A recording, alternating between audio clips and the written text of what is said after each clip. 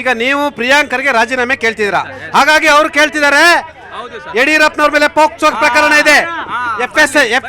ಒಂದ್ ನಿಮಿಷ, ನಾನು FSL ನಲ್ಲಿ ಆ ಒಂದು ಮಗುನ ಹಿಂಸೆ ಕೊಟ್ಟಿರೋದು ದಾಖಲೆ ಇದೆ, ಮುನಿರತ್ನ ಮೇಲೆ ದಾಖಲೆ ಇದೆ, HIV ಇಂಜೆಕ್ಷನ್ ಕೊಟ್ರು ಅಂತ ಹೇಳಿ SIT ರಿಪೋರ್ಟ್ ಇದೆ.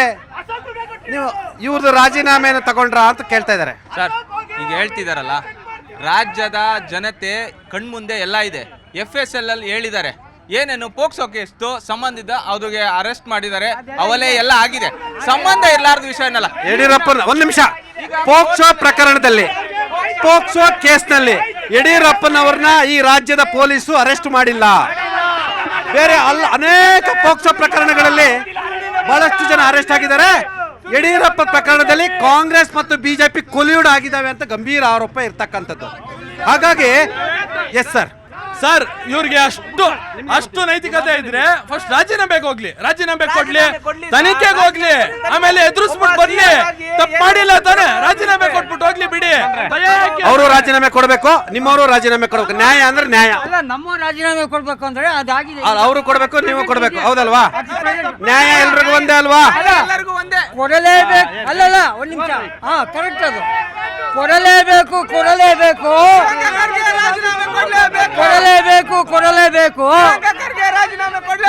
ಸರ್. ಅವರು ಡೆತ್ ನೋಟ್ ನಲ್ಲಿ ಸಚಿನ್ ಅಂತ ಏನಿದ್ದಾರೆ, ಆ ಡೆತ್ ನೋಟ್ ನಲ್ಲಿ ಸಂಪೂರ್ಣವಾಗಿ ಪ್ರಿಯಾಂಕ್ ಖರ್ಗೆ ಅಂತ ಹೆಸರಿಲ್ಲ. ಅದು ಒಪ್ಪಣ, ಓಕೆನಾ? ಆದ್ರೆ ಈಗ ನೀವು ಪ್ರಿಯಾಂಕ್ ಖರ್ಗೆ ರಾಜೀನಾಮೆ ಕೇಳ್ತೀರಾ, ನೀವು ಹೆಂಗೆ ರಾಜೀನಾಮೆ ಕೇಳ್ತೀರಾ ಹಂಗೆ ಅವರು ಮುನಿರತ್ನ ಅವ್ರು ರಾಜೀನಾಮೆ ಕೇಳ್ತಿದ್ದಾರೆ, ವಿಜೇಂದ್ರ ರಾಜೀನಾಮೆ ಕೇಳ್ತಿದ್ದಾರೆ, R ಅಶೋಕ್ ರಾಜೀನಾಮೆಯನ್ನು ಕೇಳ್ತಿದ್ದಾರೆ. ಆಯ್ತು, ನಾನು ಮಾತಾಡ್ತೀನಿ.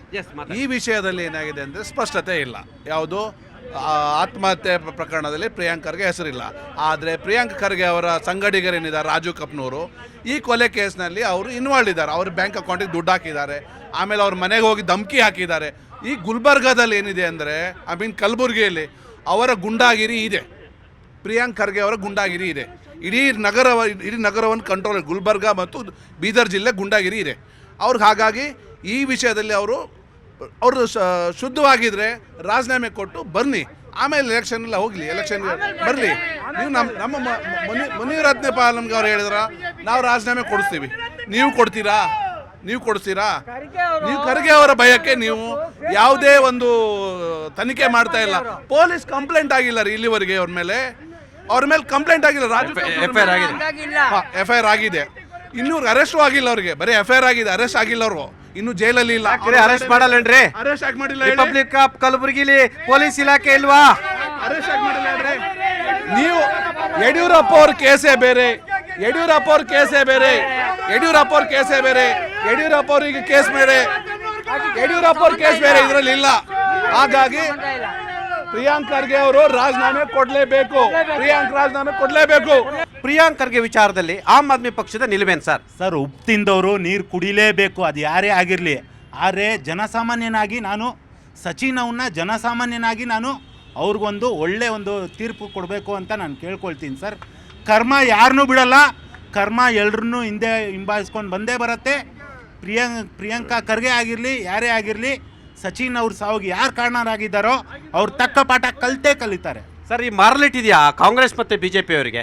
ಅವರು ನಾವು ರಾಜೀನಾಮೆ ಕೊಡಲ್ಲ ಅಂತಾರೆ, ಇವರು ನಮ್ಮವ್ರು ರಾಜೀನಾಮೆ ಕೊಡಿಸಲ್ಲ ಅಂತಾರೆ, ಇವ್ರು ಅವ್ರು ರಾಜೀನಾಮೆ ಕೇಳ್ತಾರೆ, ಅವ್ರು ರಾಜೀನಾಮೆ ಕೇಳ್ತಾರೆ. ಇದರಲ್ಲಿ ನ್ಯಾಯ ಯಾವುದು ಅಂತ ಎರಡೂ ಜನ ಏನನ್ಬೋದು, ಎರಡೂ ಜನ ಈ ಅಲಿಬಾಬಾ ಟೀಮರ್ ಥರ ಕಾಣಲ್ವಾ? ಹೌದು, ಹಂಗೆ ಇರೋದು ಅವ್ರುಗಳೆಲ್ಲ. ಇವ್ರು ಹೇಳಿದ್ರು, JDS ಅವ್ರು ಹೇಳಿದ್ರು, ನಮಸ್ಕಾರ ನಿಮಗೆ, ಚಡ್ಡಿ ವಿಚಾರ ಮಾತಾಡಿದ್ರಿ, ನಿಮ್ಮ ಸಂಸ್ಕೃತಿನೇ ಬಿಚ್ಚೋ ಸಂಸ್ಕೃತಿನ ಮಾನ ಮರ್ಯಾದೆ ನಿಮಗೆ ನಾಚಿಕೆ ಆಗಲ್ವಾ? ಚಡ್ಡಿ ಬಿಚ್ಚೋದ ಹೆಣ್ಮಕ್ಳಿಗೆ ರೇವಣ್ಣ ಅವರ ಪಕ್ಷದವರು ಹೆಣ್ಮಕ್ಳನ್ನ ಗಂಡು ಮಕ್ಳನ್ನ ಬಿಡಲ್ಲ, ಹಾಳು ಮಾಡ್ತಾ ಕೂತಿದ್ದಾರೆ. ನಾಚಿಕೆ ಆಗಲ್ವಾ ನಿಮ್ಮ ಜನ್ಮಕ್ಕೆ? ಮಾನ ಮರ್ಯಾದೆ ಇಲ್ವಾ? ಎಷ್ಟೋ ಜನ ಹೆಣ್ಮಕ್ಳು ಸಾಯ್ತಾ ಬಿಟ್ಟಿದ್ದಾರೆ. ಅದ್ರ ಬಗ್ಗೆ ಗಮನ ಇಲ್ಲ ಇವ್ರಿಗೆ. ರಾಜೀನಾಮೆ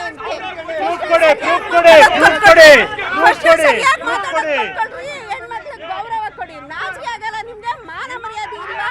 ಬಿಚ್ಚೋ ರಾಜಕೀಯ ನಿಮ್ದು, ಬಟ್ಟೆ ಬಿಚ್ಚೋ ರಾಜಕೀಯ ನಿಮ್ಮ ರಾಜಕೀಯಕ್ಕೆ. ಹೆಣ್ಣು ಮಕ್ಕಳು ಬಾಣಂತಿಯರ ಸಾವಾಗಿದೆ, ಅದ್ರ ಬಗ್ಗೆ ಗಮನ ಇಲ್ಲ ಇವ್ರಿಗೆ. ಇವತ್ತು ಏನು ಬಸ್ ರೇಟ್ ಜಾಸ್ತಿ ಮಾಡ್ತಾ ಇದ್ದಾರೆ. ಹೆಣ್ಣು ಮಕ್ಕಳಿಗೆ ಗಂಡು ಮಕ್ಕಳಿಗೆ ಜಾಸ್ತಿ ಅಂದ್ರೆ ಯಾವ ತರ ಮಾಡ್ಬೇಕು? ಈ ಕೈಯಲ್ಲಿ ಕೊಡೋದು, ಈ ಕೈಯಲ್ಲಿ ಕಿತ್ಕೊಳ್ಳೋ ಅಂತ ಸಂಸ್ಕೃತಿನ ಬೇಡವೇ ಬೇಡ. ಕರೆಕ್ಟ್ ಆಗಿರ್ಲಿ. ಅಭಿವೃದ್ಧಿ, ದೇಶದ ಅಭಿವೃದ್ಧಿ ಬಗ್ಗೆ ಯಾರು ಮಾತಾಡಲ್ಲ, ಬಿಚ್ಚ ಸಂಸ್ಕೃತಿ ಮಾತಾಡ್ತಾರೆ. ಎಸ್ ಸರ್, ಪ್ರಿಯಾಂಕ್ ಖರ್ಗೆ ರಾಜೀನಾಮೆ ಕೊಡ್ಬೇಕಾ ನಿಮ್ ಪ್ರಕಾರ? ಅವ್ರು ಕೇಳ್ತಾರೆ, ಇವ್ರಿಗೆ ನಿಮ್ ಪ್ರಕಾರ ನೋಡಿ, ನೈತಿಕತೆ ಇದ್ರೆ ಪ್ರಿಯಾಂಕ ಖರ್ಗೆ ರಾಜೀನಾಮೆ ಕೊಡಬೇಕು. ಯಾಕಂದ್ರೆ ಈ ಎರಡೂ ಪಕ್ಷಗಳು ಒಂದೇ ನಾಣ್ಯದ ಎರಡು ಮುಖಗಳು. ಇವ್ರ ಮೇಲೆ ಅವ್ರು ಹೇಳ್ತಾರೆ, ಅವ್ರ ಮೇಲೆ ಇವ್ರು ಹೇಳ್ತಾರೆ. ಹಾಗಾದ್ರೆ ನ್ಯಾಯಯುತವಾಗಿ ಯಾವ ಸರ್ಕಾರವನ್ನು ನಡೆಸ್ತಾ ಇದ್ದೀರಾ? ಮತ್ತೆ ಪ್ರತಿಪಕ್ಷವಾಗಿ ನೀವು ಎಂತಹ ಕೆಲಸಗಳನ್ನು ಮಾಡ್ತಾರೆ? ನಿಮ್ಮಲ್ಲೇ ಒಗ್ಗಟ್ಟಿಲ್ಲ. ಒಬ್ರು ಎತ್ತು ಏರಿಗೆ ಹೇಳಿದ್ರೆ ಎಮ್ಮೆ ಹೋರಿಗೆಳುತ್ತೆ ಅಂತ ಹೇಳ್ತಾರೆ. ಮತ್ತೆ ಸರ್ಕಾರಗಳು ನಡೆಸುವಂಥ ಆಳುವಂಥ ಸರ್ಕಾರಗಳು ಇವತ್ತು ಇಂದು ರಾಜ್ಯದಲ್ಲಿ ಗಂಭೀರವಾದಂಥ ಸಮಸ್ಯೆಗಳಿದೆ. ಮತ್ತು ಬಸ್ ರೇಟ್ಗಳನ್ನ ಎಕ್ಕಿಸಿ ನೀವು ಫ್ಲೈಟ್ ಹತ್ಕೊಂಡು ಫಾರಿನ್ಗೆ ಹೋಗ್ತೀರಾ, ಇನ್ನೊಬ್ರು ನನಗೇನು ಗೊತ್ತಿಲ್ಲ ಅಂತ ಹೇಳ್ತೀರಾ.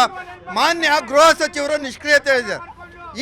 ಈ ಗೃಹ ಸಚಿವ ನಮ್ಮ ರಾಜ್ಯಕ್ಕೆ ಒಂದು ಕಳಂಕ ಅನ್ನುವ ರೀತಿಯಲ್ಲಿ, ಯಾಕೆಂದರೆ ಯಾವುದೇ ಒಂದು ಸಂದರ್ಭದಲ್ಲೂ ಸಹ ಯಾವುದೇ ಸಂದರ್ಭದಲ್ಲೂ ಒಳ್ಳೆ ರೀತಿಯಾದಂಥ ಕ್ರಮಗಳನ್ನು ತಗೊಳ್ಳೋದಿಲ್ಲ. ಒಂದು ಹಾರಿಕೆಯ ಉತ್ತರವನ್ನು ಕೊಡ್ತಾರೆ. ಕೇವಲ ಮಲ್ಲಿಕಾರ್ಜುನ ಖರ್ಗೆ ಅವರಿಗೋಸ್ಕರ ಹೆದರಿ ನೀವು ನಿಂತ್ಕೋಬೇಡಿ.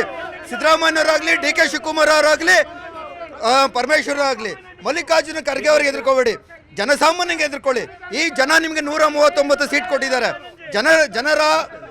ಜನಕ್ಕೋಸ್ಕರ ಕೆಲಸ ಮಾಡಬೇಕು, ಜನರ ಏಳಿಗೆಗೋಸ್ಕರ ಕೆಲಸ ಮಾಡಬೇಕು. ಪ್ರತಿಪಕ್ಷಗಳು ಸಹ ಸರ್ಕಾರ ಯಾವ ರೀತಿಯಾದಂಥ ಕೆಲಸಗಳನ್ನು ಮಾಡ್ತಾ ಇದೆ, ಸರ್ಕಾರ ಎಲ್ಲಿ ತಪ್ತಾ ಇದೆ ಅದನ್ನು ಎತ್ತಿಡಬೇಕಾಗಿತ್ತು. ಆದರೆ ಇವ್ರು ಮಾಡ್ತಾ ಇದ್ದಾರೆ ಯಾವುದೋ ಒಂದು ರಾಜಕೀಯ ಮೈಲೇಜ್ಗೋಸ್ಕರ ಇವ್ರು ಹೋಗ್ತಾ ಇದ್ದಾರೆ. ಇಂತಹ ಪ್ರಕರಣಗಳು ಸಾವಿರಾರು ನಡೆದಿದ್ದಾವೆ, ಯಾವತ್ತೂ ಬಂದಿಲ್ಲ. ಇದು ರಾಜಕೀಯ. ಯಾಕೆಂದರೆ ವೀರಶೈವ ಲಿಂಗಾಯತ ಒಬ್ಬ ಹುಡುಗ ಸತ್ತಿರೋದು. ಇವ್ರಿಗೆ ರಾಜಕೀಯ ಬೇಕು, ಉತ್ತರ ಕರ್ನಾಟಕದ ಓಟ್ ಬೇಕು, ಇವರಿಗೆ ಲಂಚ ಬೇಕು. ಇವರ ಲಂಚ ಇನ್ನೂ ಉಳಿದಿಲ್ಲ. 40% ಸರ್ಕಾರ, ಪೇ CM ಸರ್ಕಾರ ಅಂತ ಹೇಳಿ ಬಂದವರು ಇವತ್ತು 45%, 50% ತಗೋತಾ ಇದ್ದಾರೆ. ಇದನ್ನ ನಿಲ್ಲಬೇಕು. ಚರ್ಚೆ ಕಾವೇರ್ತಿದೆ. ನಡುವೆ ಚಿಕ್ಕದೊಂದು ಬ್ರೇಕ್.